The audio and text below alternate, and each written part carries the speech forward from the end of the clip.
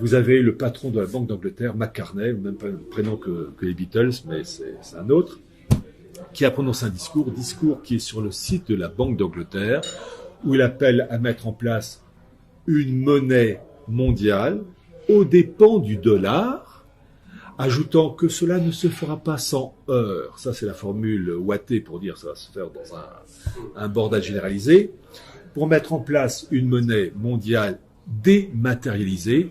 Et maintenant, je vous donne l'expression exacte qu'il utilise. Une monnaie synthétique, hégémonique.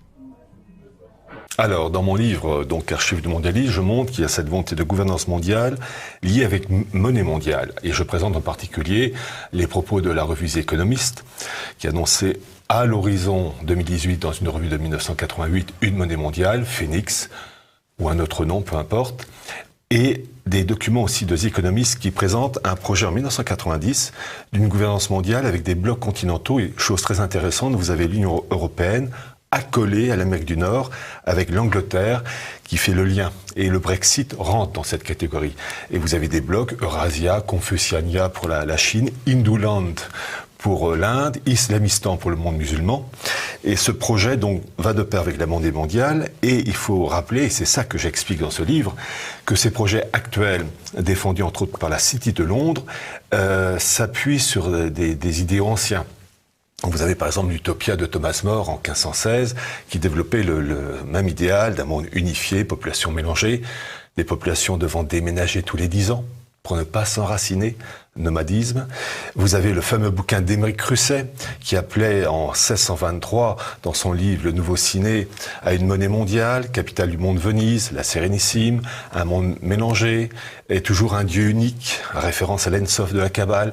Et j'ai montré en particulier que là où les choses commencent à s'accélérer, c'est le XVIe siècle avec les Pays-Bas, enfin la Province-Unie, où vous avez la première communauté marane qui crée ce pôle financier avec Amsterdam. Et ce pôle financier va perdurer grosso modo un siècle, et dans la deuxième moitié du XVIIe, vous avez cette bascule de ce pôle financier des Pays-Bas à Londres, avec la City de Londres, l'accord conclu entre Menasseh Ben Israël et Cromwell. Et on vit sur cet acquis, si je puis dire, depuis les années 1650-1660. Vous avez eu déjà, en 1944, lors des accords de Bretton Woods, une volonté de la part de Keynes d'établir une monnaie mondiale qui s'appelait le Bancor. Keynes, l'économiste britannique. C'est ça.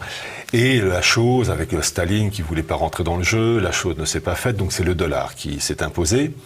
Et vous avez eu, en particulier en 2010, un rapport du FMI, à l'époque donc sous la direction de Strauss-Kahn, qui voulait instaurer le Bancor. C'est la page 26 d'un rapport du FMI, donc en 2010. Et tout ça en concurrence avec le dollar. En fait, dans la gouvernance mondiale, vous avez deux concurrents. Vous avez une monnaie mondiale voulue par la City de Londres qui doit mettre de côté le dollar, et vous avez une faction oligarchique, j'ai bien dit une faction oligarchique anglo-saxonne qui veut le maintien du dollar comme monnaie de référence. Ces deux factions anglo-saxonnes. Voilà, il y a des bagarres entre elles. Alors, vous avez en gros les deux mondes, c'est la City de Londres, ancienne, qui a toujours voulu une gouvernance mondiale, et vous avez une branche rivale, deux branches, disons, aux États-Unis. La branche pro-City de Londres, c'est la famille Rockefeller. Et d'ailleurs, vous avez les mémoires de David Rockefeller qui dit à peu près ceci. Il dit « Certains m'accusent, moi et d'autres, d'agir contre les intérêts des États-Unis en faveur d'une gouvernance mondiale. Si c'est ce dont on m'accuse, je plaide coupable et j'en suis fier. » Et vous avez une autre faction, à la Steve Bannon, qui, elle, cherche le maintien de la prééminence du dollar en lien avec le pétrodollar. Donc, en fait, ce sont des bagarres internes pour une finalité commune. Et déjà, on avait ce combat au temps de Cecil Rhodes, donc fin 19e, début 20e. Vous aviez une partie qui voulait une gouvernance mondiale sous l'égide de la City de Londres, l'Empire britannique, et puis l'autre qui voulait suprématie mondiale, mais dans le cadre américain. La Russie de Poutine s'oppose à un certain type de gouvernance mondiale. En fait, Poutine et ses comparses sont pour la gouvernance mondiale. Il a dit lui-même, en 2014, je le cite de mémoire, « Je suis pour un nouvel ordre mondial, politique, économique, juridique, avec une ONU modernisée, des unions régionales constituant cette gouvernance mondiale, mais des unions régionales respectant les intérêts de chacun. La Chine est un point capital dans la gouvernance mondiale, et en particulier, je vais vous citer Chatham House, qui est donc cet institut créé en 1919 pour tout ce qui est affaires étrangères, l'équivalent américain, le CFR, l'équivalent canadien, c'est le CIC. Enfin, au début, ils avaient un autre nom, mais actuellement, c'est le CIC. Et je montre qu'en fait, que ces élites, en particulier le CIC canadien, ces élites anglo-saxonnes ont joué un rôle capital dans l'équivalent du CFR chinois, la création du CFR chinois en 1948-49, avec le CPIFA, le Chinese People Institute of Foreign Affairs, et citant deux langues, anglais-chinois. Ces gens-là veulent aussi une gouvernance mondiale, mais pour la Chine, ils veulent une grosse part du gâteau. Ce que je montre en particulier, c'est que les élites anglo-américaines apprécient le modèle chinois, avec cette surveillance du faciès, des contrôles en tout genre. Oui, qu'ils sont en train de mettre en place. Voilà, et en fait, la Chine représente un modèle à imiter, mais simplement, en dehors du modèle à imiter, ils n'arrivent pas encore à s'entendre parfaitement dans le partage du gâteau. Il faut bien comprendre, c'est le principe d'Al Capone, le contrôle de la production d'alcool frelaté, où vous aviez différents clans qui se tapaient dessus dans les années 20, années 30. Ils voulaient la même chose, simplement ils s'entendaient pas dans le partage des zones à contrôler. Voilà. Eh bien, à une échelle planétaire, c'est le principe d'Al Capone.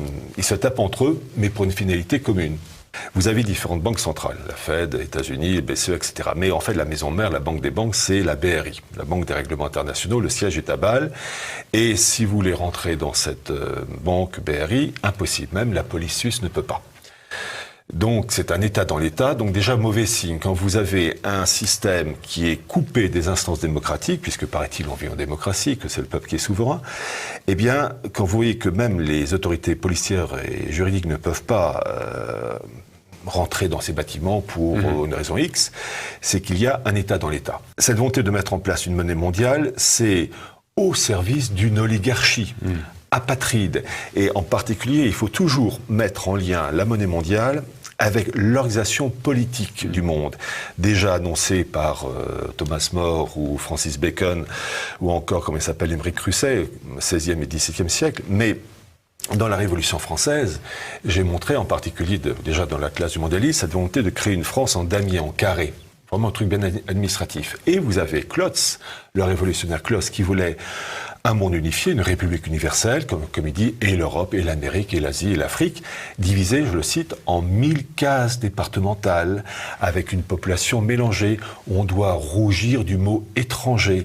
Et déjà, et c'est ça que j'ai montré dans ce livre, dans le chapitre 3, qu'il y a, dans les instants de la Révolution de 89, tous les éléments de la gouvernance mondiale et l'encouragement à l'immigration.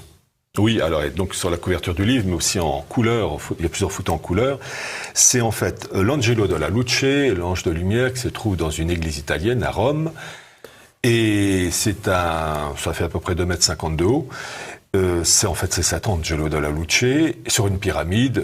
Là, je pense qu'on doit comprendre. Mais qu'est-ce que ça fait dans une église? Eh bien, c'est tout simplement l'intrusion du satanisme dans les instances de l'église. Et j'ai montré cela, entre autres, mais je parle entre autres du cardinal Rampolla, qui était un agent du système, qui est mort en 1913, et qui a joué un très grand rôle dans la préparation des instances de l'Église en faveur de Vatican II.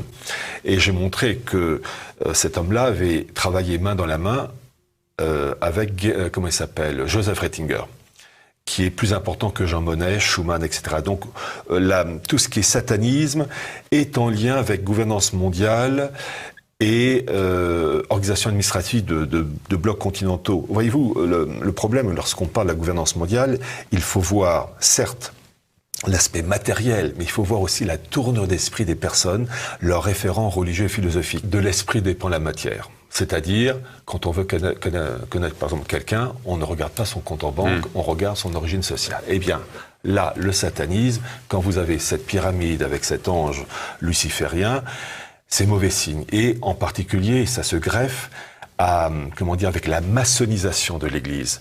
Et j'ai en particulier publié le document original, sorti en septembre 1978 en italien, de toute la liste des prélats français et italiens, francs-maçons avec leur numéro de matricule.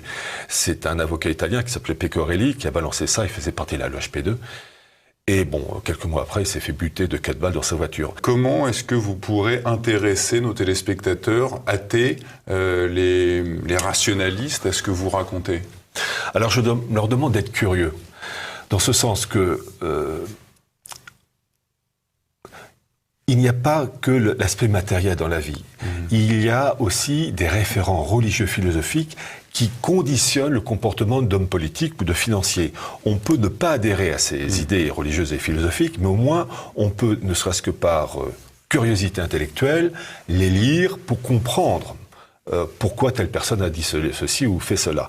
Donc je demande à ces personnes d'avoir cette ouverture d'esprit, et je vais être encore plus direct, ne pas avoir cette mentalité de petites gens qui ne veut pas voir. J'aime les gens curieux, ouverts d'esprit, qui n'aiment pas, après ça c'est leur affaire, mais au moins qui ont la certitude de l'existence d'un document qui permet de comprendre ensuite le comportement de tel dirigeant politique ou de tel pays dans un événement quelconque. Et c'est comme ça qu'on reconnaît la solidité de quelqu'un quand on reste fidèle malgré les épreuves. C'est vrai pour beaucoup de choses.